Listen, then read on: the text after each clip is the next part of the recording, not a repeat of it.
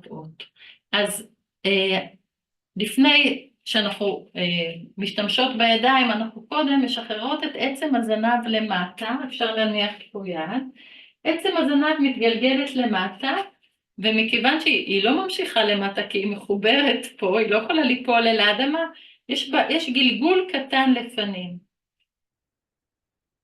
הגלגול הזה טבעי, מייצר איסוף טבעי של, זה נקרא לסגור את הפתחים, בסדר? אז הפתחים קצת נסגרים, אל תקבצו, שלא יהיה מאמץ, כל מה שאנחנו מכירות משיטות אחרות, פאולה, לא קשור עכשיו, בסדר?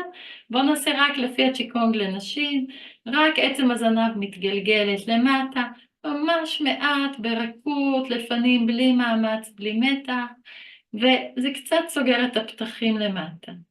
ואז אנחנו פה, מציירות פה את השרעפת וקצת מתכופפות לפנים.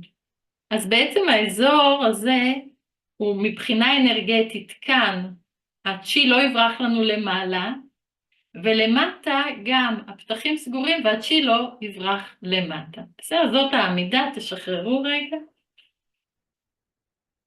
מניחות פה ידיים מעט לכפוף לפנים, ולמטה מעט לגלגל את עצם הזנב.